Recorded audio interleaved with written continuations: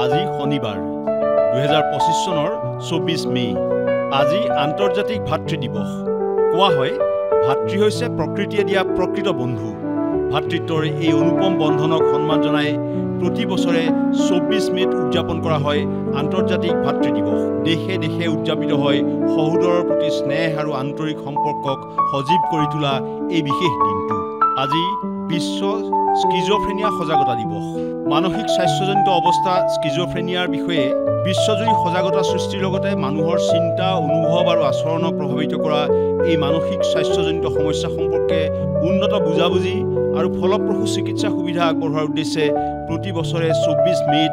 বিশ্ব schizophrenia সজাগতা দিৱস পালন কৰা হয় উভতি চাওঁ ইতিহাসত আজিৰ দিনটো ডেনিয়েল গেব্ৰিয়েল ফাৰেনহাইটৰ জন্মদিন 1686 চনৰ 24 মেত পোলেণ্ড লিথুৱেনিয়ান কমনৱেলথৰ ডানস্কত জন্ম হৈছিল প্ৰিচিছন থাৰ্মোমেট্ৰি ফাৰেনহাইট স্কেল ফাৰেনহাইট থাৰ্মোমেট্ৰি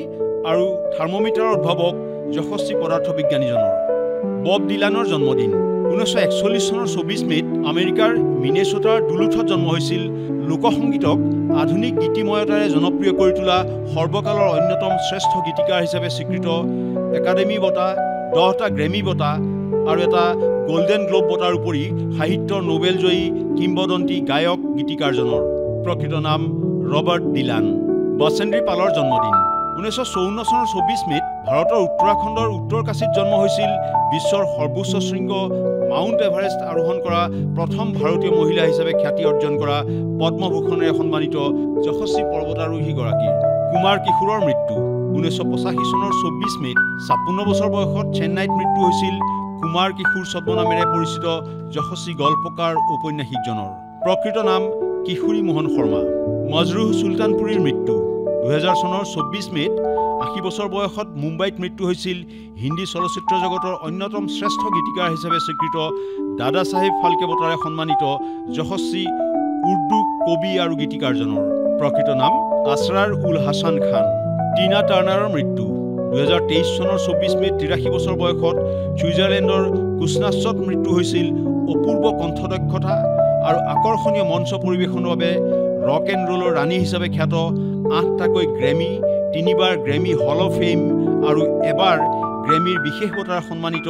গায়িকা গীতিকাৰ আৰু অভিনেত্ৰীগৰাকীৰ মনীষ কুমাৰ ডেকাৰ এভাৰেষ্ট জয় 2023 চনৰ 24 মেত পৰ্বতাৰোহী মনীষ কুমাৰ ডেকা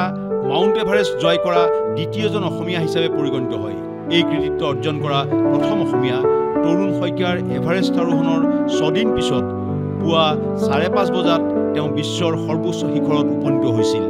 ব্ৰুকলিন ব্ৰিজ মুকলি 1883 চনৰ 24 মেত ইষ্ট নদীৰ ওপৰেৰে ব্ৰুকলিন আৰু মানহাটান সংযোগী ব্ৰুকলিন ব্ৰিজ আনুষ্ঠানিকভাৱে মুকলি কৰা হয় সেই সময়ৰ বিশ্বৰ আটাইতকৈ দীঘল এই ওলমা দলংখন 19 শতিকাৰ অভিযান্ত্ৰিক কৃতিত্বৰ অন্যতম নিদৰ্শন হিচাপে চিহ্নিত হৈছিল উত্তৰ কোৰিয়াত নিষিদ্ধ মোবাইল ফোন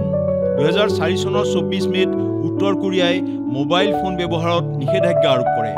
ইন্ধন কঢ়িয়াই অনা এখন ৰেলৰ বিধ্বংসী বিস্ফোৰণৰ পিছত মোবাইল ফোনযোগে অনিয়ন্ত্ৰিত তথ্যৰ প্ৰৱাহ আৰু নিৰাপত্তাজনিত বিপদৰ আশংকাত দেশখনত এই নিষেধাজ্ঞা জাৰি কৰা হৈছিল দক্ষিণ লেবাননত ইজৰাইল দখলৰ অন্ত 2000 চনৰ 24 মেত ইজৰাইলে দক্ষিণ লেবাননৰ পৰা সম্পূৰ্ণৰূপে সেনা প্ৰত্যাহাৰ কৰি 1982 চনৰ লেবানন যুদ্ধৰ সময়ত আৰম্ভ হোৱা এই 18 বছৰীয়া দীৰ্ঘ দখলৰ অন্ত পেলায় ৰাষ্ট্ৰসংঘই নিশ্চিত কৰা এই পদক্ষেপক হিজবুল্লাৰ বাবে এক বৃহৎ জয় হিচাপে গণ্য কৰা হৈছিল বিশ্বৰ আটাইতকৈ গভীৰলৈ খনন 1970 চনৰ 24 মেত সোভিয়েট ইউনিয়নৰ কোলা ছুপাৰ ডিপ বোৰহোল খনন আৰম্ভ হৈছিল 12,262 মিটাৰ গভীৰলৈ খননৰ পিছত অত্যধিক উষ্ণতা আৰু ধনৰ অভাৱত এই প্ৰকল্প পৰিত্যক্ত হয় যদিও ই বিশ্বৰ আটাইতকৈ গভীৰ খনন হিচাপে পৰিগণিত হয় nursery rhyme Mary had a little lamb প্ৰকাশ 1830 চনৰ 24 মেত প্ৰথম প্ৰকাশ পাইছিল ইংৰাজী ভাষাৰ জনপ্ৰিয় nursery rhyme Mary had a little lamb Sarah Josepha Hale ৰচিত কবিতাটোৰ সহজ ছন্দময় শব্দ আৰু মনোমোহা কাহিনীয়ে ইয়াক যুগমীয়া কৰি তুলিলে প্ৰথম টেলিগ্ৰাফ বাৰ্তা প্ৰেৰণ 1844 চনৰ 24 মেত উদ্ভাৱক ছেমুৱেল মৰ্ছে ৱাশ্বিংটন ডিচিৰ পৰা বাল্টিমোৰলৈ বিশ্বৰ প্ৰথমটো টেলিগ্ৰাফ বাৰ্তা প্ৰেৰণ কৰিছিল বাইবেলৰ পৰা লোৱা what hath got wrought বুলি লিখি প্ৰেৰণ কৰা এই বাৰ্তাই দীৰ্ঘ দূৰত্বলৈ তাৎক্ষণিক যোগাযোগৰ টেলিগ্ৰাফ যুগৰ ভেটি স্থাপন কৰে ইনফৰমেশ্যন ডেস্ক প্ৰথম খবৰ